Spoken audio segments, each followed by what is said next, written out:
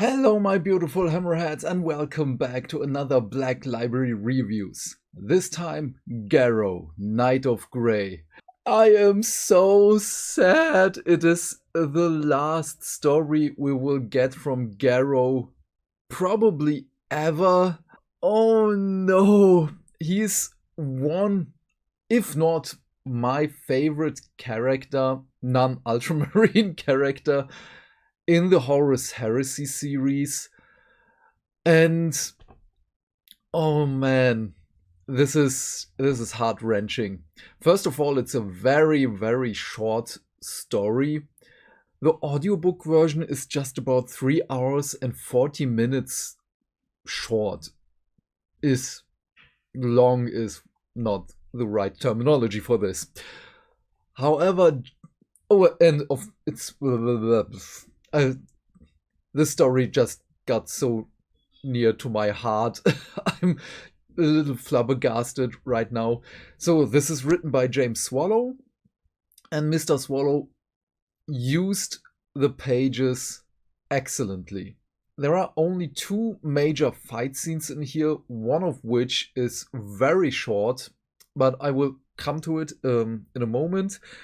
So first of all, we have another of the Death Guard loyalists who also became one of the knight errants, of course. And first of all, those two have a discussion that Garro took the choice away from their, I believe it was 17, it was said in the book, but I already forgot. It was either 16 or 17 other Death Guards who were just along on the ride with the Eisenstein, and it was Garro who made the choice on, oh, we have to go back to Terra, we have to warn everyone, and then get imprisoned on Luna because they were of a traitor legion, and so on and so on.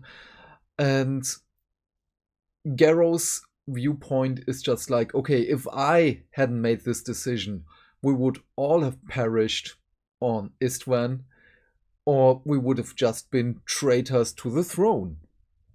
And the only choice we have right now is what to do with our lives from this point on. And I love this discussion because Garro has... This is a book of introspection for Nathaniel Garro. And I love this. First of all, he comes to terms with that he's arrogant, that he never considered other people with his choices, that he was a mini tyrant. However, he has such a good heart, and he has a very strong moral compass, who is just using the D&D drama right now. He is lawful good.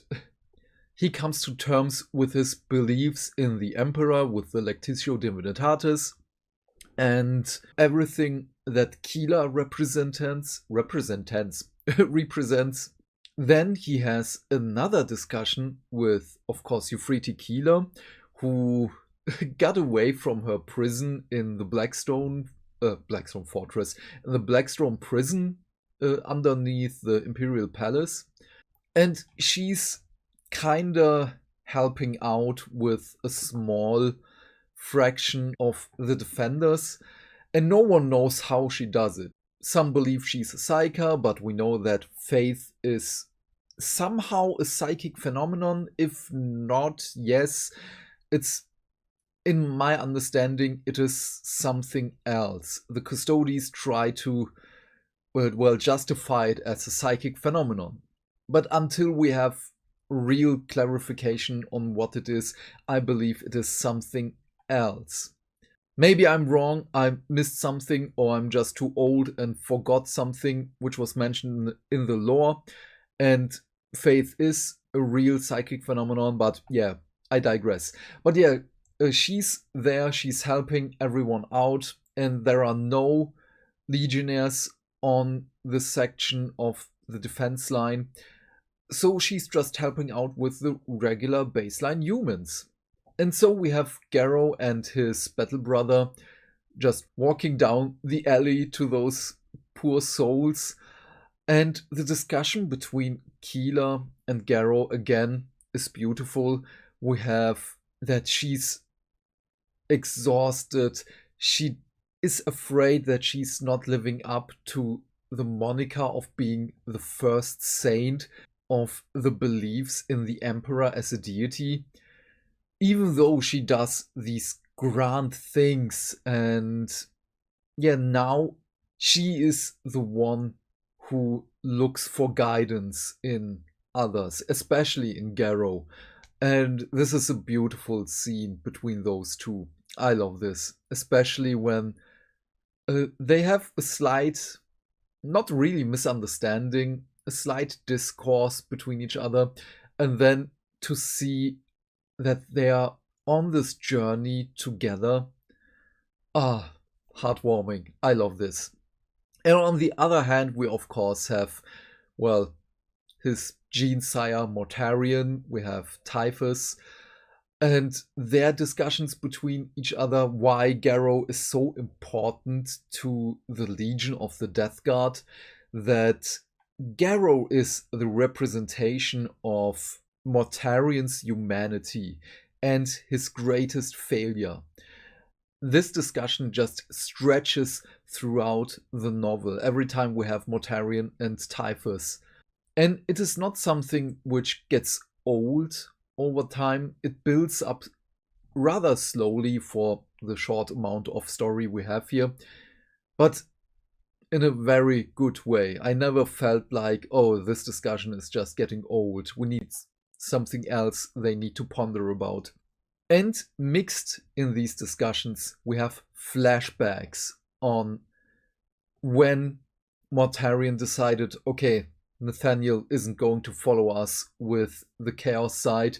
We have to dispatch him, but I have to have him close at my side so that I know who's going to be loyal to the throne and not to me.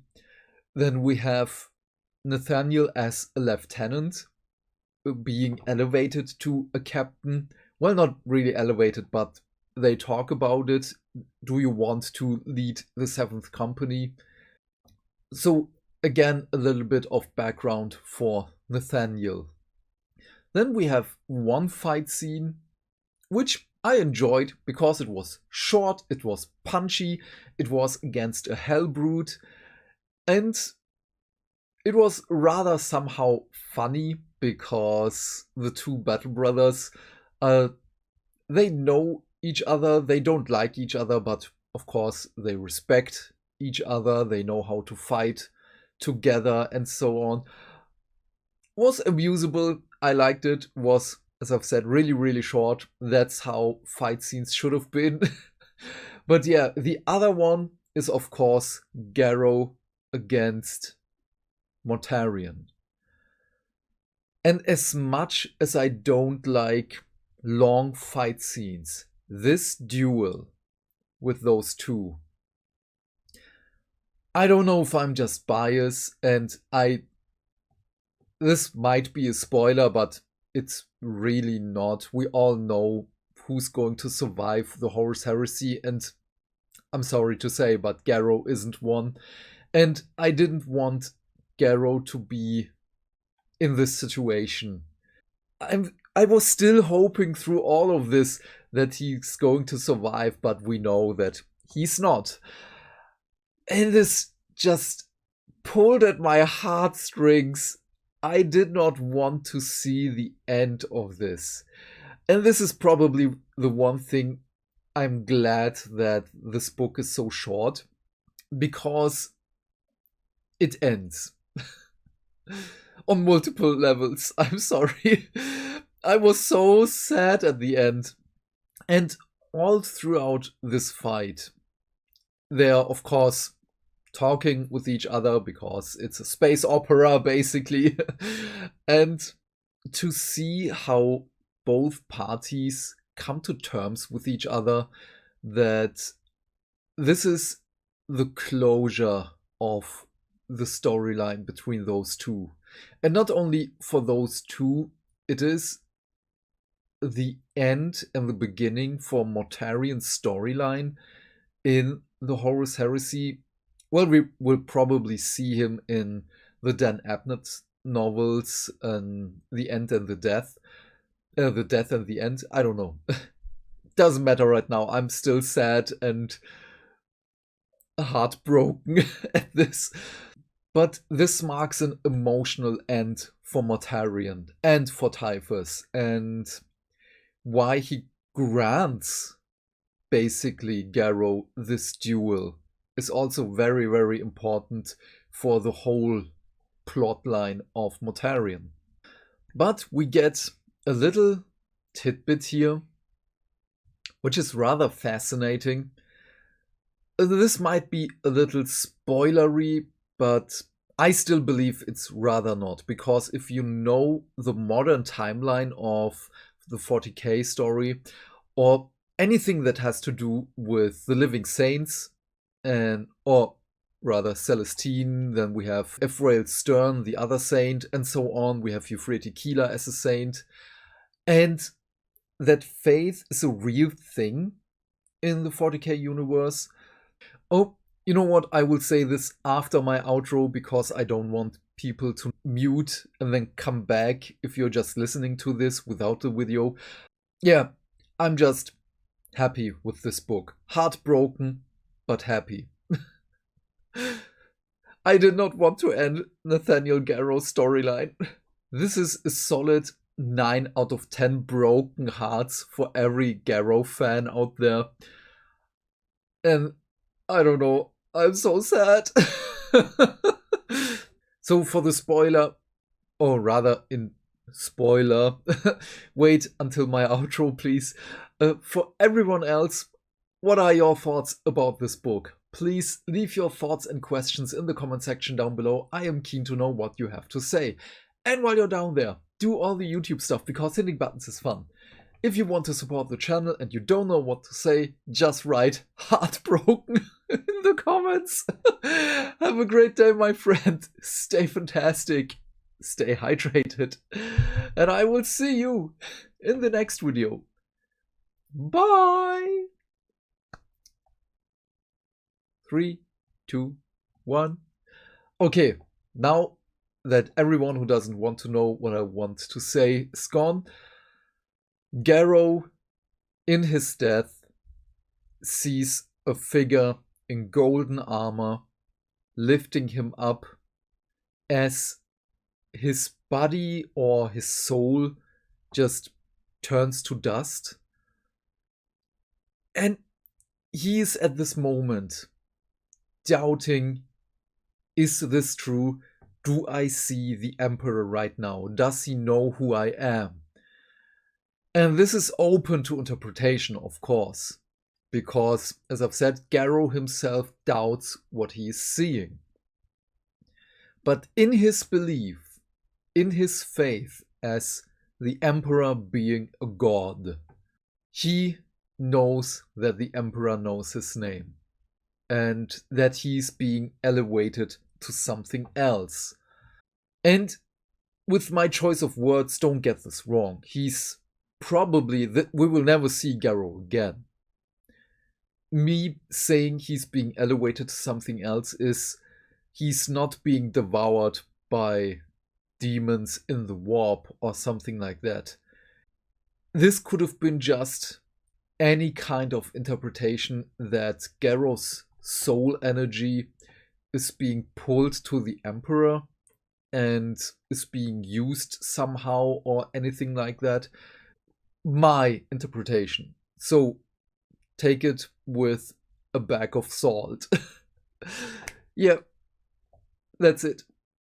Bye.